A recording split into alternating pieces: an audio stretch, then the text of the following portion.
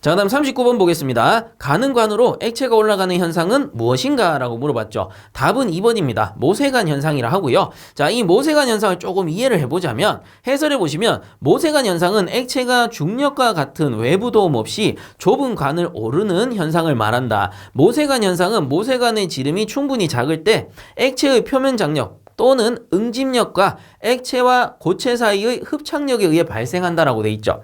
그래서 주된 원리는 액체와 고체 사이에 흡착력이 발생하기 때문이고, 그리고 이 액체가 표면 장력을 가지고 있기 때문입니다. 그래서 우리가 물이라고 한번 생각을 해본다면, 물이라는 녀석은 우리 풀잎 같은데 물방울이 이렇게 맺혀 있는 거 보면 동글동글하게 맺혀 있을 거예요. 그 이유는 물방울, 액체라는 거는 인력과 청력이 있습니다. 인력은 서로 당기려는 거고, 그리고 청력이라는 건 서로 밀어내려는 그 성질을 얘기하는 거예요.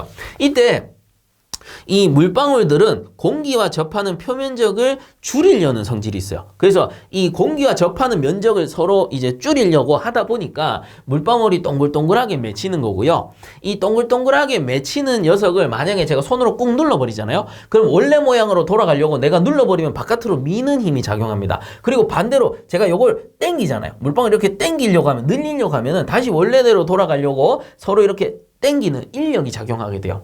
그래서 일종의 반발작용이 작용을 하는데, 요런 것 때문에 표면 장력이 생깁니다. 그래서 예를 들자면 제가 이런 컵에다가 물을 가득 채워요. 그 물이라는 게 이렇게 수평으로 그 컵에 당기는 게 아니고 어떻게 돼요? 실제로 보면은 이 물이 약간 볼록하게 당깁니다.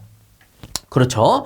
그래서 이 왜 그러냐 하면은 이 컵에다가 물을 이렇게 가득 담게 되면 사실상 컵 모양이 이렇게 아래쪽이 수평이잖아요. 수평이다 보니까 밑에서 따지고 보면 이렇게 누르는 힘이 발생해요. 왜? 물방울은 동그랗게 생겨야 되는데 밑에서 누르니까 이게 수평으로 나오겠죠. 자, 그래서 이게 볼록하냐? 그건 아니고요. 사실상 이 밑에서 눌렀을 때 물방울이 지 모양을 유지하려고 하면 넘쳐야 되죠.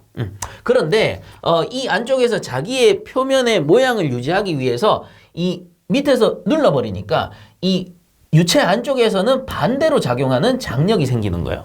막 서로 잡아당기는 거야. 미니까 잡아당기고, 내가 만약에 당기면은 지는 민단 말이에요. 이러한 반발력이 생기는 거예요. 그래서 이런 것들이 이제 표면 장력을 만들어내는데, 요렇게 얘기하면은 요 부분에 표면 장력이 생겼다라고 보시면 돼요. 이 위쪽에 생기는 게 아니고. 그래서 아래쪽으로 당기려는 힘이 있다 보니까 이 물이 이렇게 넘치지 않고 볼록하게 쌓이는 겁니다. 안 그러면 수평인 상태에서 넘쳤어야 되지. 요 땡기는 힘이 없다면. 자, 그래서 요게 이제 표면 장력 때문에 이렇게 뻥글하게 생기는 거고요. 그리고 그런 거 있죠. 우리 내과에 가면은 내과에 이렇게 물이 차 있습니다. 내과라고 치고요. 시냇물에 보면은 소금쟁이 같은 애들 이렇게 떠 있어요. 소금쟁이들이 떠 있습니다. 자, 그것도 가능한 게 뭐냐면은 소금쟁이가 물 위에 올라가면 어떻게 돼? 소금쟁이 무게가 아래쪽으로 누르는 힘이 작용하겠죠. 근데 이와 반대로 이 표면의 모양을 유지하기 위해 액체에서는 반대로 밀어내려는 장력이 발생한다. 그래서 표면 장력이라는 거는 결국은 자신의 모양을 유지하기 위한, 어떻게 이 공기와 접하는 면을 줄이려고 자신의 형태를 유지하기 위한 장력이라고 보시면 돼요. 그래서 소금쟁이가 올라갔을 때 물이 반대로 밀어 올리니까 소금쟁이는 떠 있을 수가 있는 겁니다. 자, 이런 것들이 결국은 다 표면 장력과 관계가 있는 거고, 그럼 표면 장력을 가장 쉽게 설명을 하자면 뭡니까? 자신의 표면의 모양을 유지하고자 하는 성질입니다. 자, 그럼 이제 모세관 현상을 설명해 볼게요. 모세관 현상이라는 거는 어떤 물통에다가 제가 이제 틈이 좁은 유리관을 이렇게 꽂았어요. 틈이 좁아요. 엄청나게 좁아요. 우리 모세관 다들 아시죠? 모세관 모르면 우리 몸 안에 있는 모세혈관 생각하시면 됩니다. 엄청나게 작은 관이에요.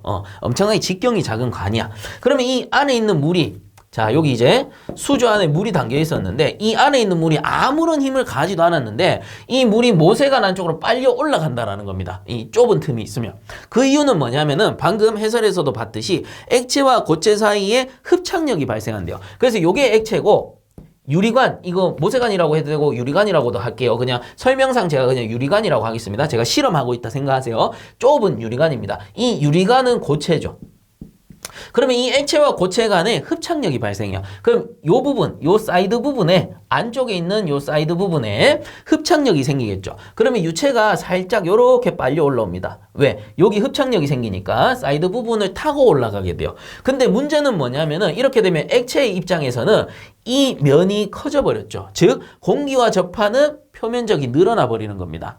그렇기 때문에 이 표면적을 줄이려고 이 액체는 어떤 힘을 발휘하느냐? 자신이 원래대로 동그랗게 만들려는 힘이 발휘되겠죠. 그래서 이만큼 올라갔다가 다시 액체가 표면 장력 때문에 이렇게 몽골하게 올라오는 거예요. 또 몽골하게 올라오니까 이제 표면은 작아졌는데 다시 흡착력이 생겨서 이렇게 또 사이드 쪽으로 타고 올라가고 그 다음 또 표면 장력 때문에 몽골하게 올라오고 자, 요렇게 해서 이제 좁은 틈이 있으면 쭉 빨리 올라가는 겁니다. 이게 모세관에 생기는 현상이고요. 그리고 뭐 이제 좁은 틈이 있다면 이런 모세관 현상은 어디든 생길 수 있다. 모세관 현상이라고 부르는 것도 좁은 틈이기 때문에 모세관 현상이라고 부르게 된다라는 겁니다. 자, 그래서 39번 문제 가는 관으로 가는 관이 이게 중요한 거죠. 이제 틈이 좁을수록 모세관 현상이 생기는 거니까 가는 관으로 액체가 올라가는 현상은 무엇인가? 답은 2번이 되겠습니다.